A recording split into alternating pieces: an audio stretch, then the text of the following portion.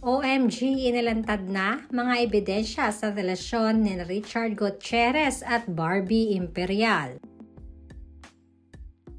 Bakit nga ba hindi mamatay-matay ang usap-usapan kina Barbie Imperial at Richard Gutierrez?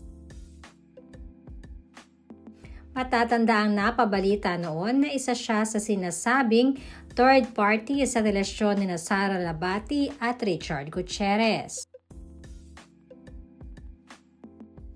Kamakailan ay nilantad na nga ni Barbie ang mga ebidensya sa relasyon nila ni Richard.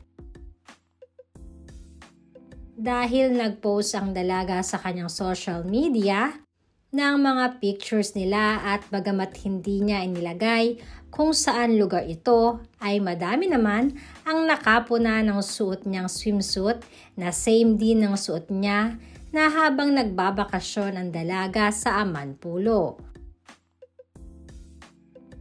Ayon nga sa aming reliable source, ito ay same day din na magkasama ang dalawa ni Richard Gutierrez at Barbie Imperial sa nasabing lugar. Hindi na nga halos maitanggi ito ni Barbie dahil kahit madaming personalities ang nakakita sa kanila ni Richard na magkasama.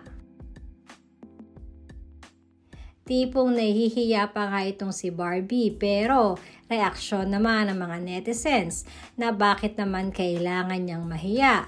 Gayong inamin naman ni Sara Labati na single na siya ngayon. Sa kasulukuyan ay ipinaprocess na din ng annulment ni Sara at Richard.